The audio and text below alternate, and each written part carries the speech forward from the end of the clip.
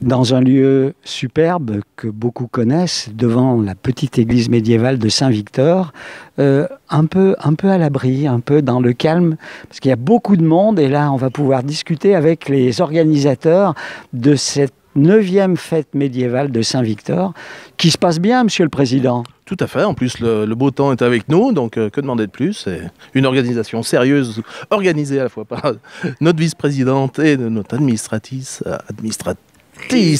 Ah, c'est compliqué. Ouais. J'ai commencé à boire de l'Hippocrate, tout s'explique donc. Non, mais tout se passe bien, oui. Merci. Bien. Alors, une des particularités de la fête médiévale, c'est que on se déguise. C'est costume. Pardon. Alors là, c'est l'erreur. C'est l'erreur à ne pas. Alors, on se costume.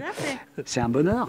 Oui, c'est l'occasion. Voilà. En plus, on a au sein de l'association, on a une couturière fraîchement à la retraite qui est encore pleine d'énergie et qui nous confectionne des costumes tout au long de l'année. Donc voilà, on n'est pas des puristes. On s'inspire du médiéval, mais on laisse libre cours aussi à l'imagination. À peu près combien de petits et grands, parce que les enfants ils adorent, mais les grands aussi, finalement, de personnes. Alors là, oui, ça dépend des années. On a une équipe de bénévoles d'une trentaine de personnes. Les compagnies sont à peu près entre 40 et 50. Donc on est déjà une petite centaine de costumés. Après, il y a tous les gens du public qui souhaitent aussi se costumer à la dernière minute et qu'on invite à faire pour nous rejoindre dans le défilé tout à l'heure cet après-midi. Alors le principe, c'est que le village se transforme avec un certain nombre de personnes, d'associations, de partenaires qui arrivent d'un petit peu partout. Alors comment vous organisez tout ça? Vous sélectionnez, vous faites un appel à projet, ça se passe comment? Alors on monte parce qu'on est financé et soutenu principalement par la ville de Saint-Étienne puisqu'on est quartier. Vous êtes stéphanois? Tout à fait, on est stéphanois, on est quartier de Saint-Étienne. Donc on présente un projet à la ville de Saint-Étienne et puis à partir de là, on fait des recherches. Alors, on essaye de faire travailler les locaux. Vous m'arrêtez si je dis des bêtises. Principalement, après, on essaye aussi de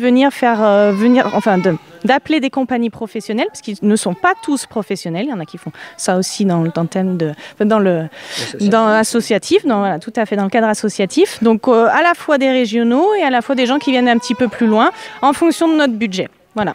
Et puis, il faut mobiliser toute la population. Alors, je crois que c'est un petit peu vous qui coordonnez tout ça, qui faites que tout le monde mette la main à la pâte. C'est un beau travail d'équipe. C'est un beau travail d'équipe. Il y a une super équipe maintenant au sein de l'association. Depuis 9 ans maintenant, les gens, les copains, les copines ont vu le résultat. Les copains des copains.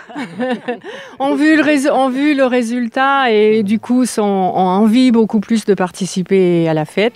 Mais c'est vrai que c'est difficile d'intégrer le public extérieur à l'association et au village parce que on peut pas demander aux gens de venir passer une journée à Saint-Victor costumé. C'est des frais de location et puis voilà, c'est comme ça. C'est difficile mais malgré tout, au bout de la 9e, on a beaucoup plus de participants, beaucoup plus de personnes du public costumées qu'à la création. Alors, qu'est-ce qui vous anime? Qu'est-ce qui fait qu'au fil de l'année, les bénévoles de l'association mouillent le maillot pour arriver à ce beau moment de début septembre, Monsieur le Président? Alors c'est la passion, la leur surtout, parce que comme président, j'ai la chance de ne rien faire, mais de bien déléguer. Et donc oui, c'est leur passion, leur envie, c'est ça. Mais il en faut, parce que sinon on ne serait jamais arrivé à la 9e. Parce que la 10e va se préparer début octobre. Ça y est, vous êtes déjà un peu sur le pont. On est déjà sur le pont, surtout parce qu'il faudra marquer le coup, je dirais. Et puis, parce que on est rodé à l'exercice, je dirais.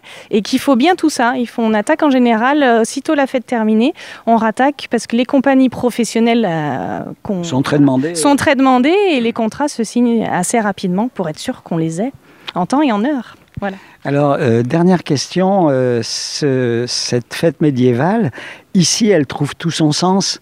Votre village, vous en êtes fiers? Oui, bien sûr. Bien sûr que nous en sommes fiers. Et puis c'est vrai que le cadre, effectivement, s'y prête. On ne pourrait pas faire ça dans un quartier autre de Saint-Étienne, c'est sûr.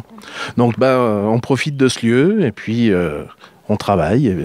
Et on en est assez content. J'espère que vous, comme témoin, l'êtes aussi. Donc... Non.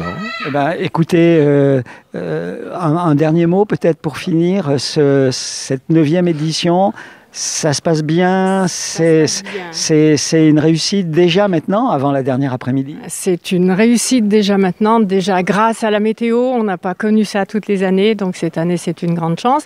Il y a du monde, au niveau des spectacles, on a des gens pros, donc je pense que la journée va bien se passer, va bien se continuer et bien se finir.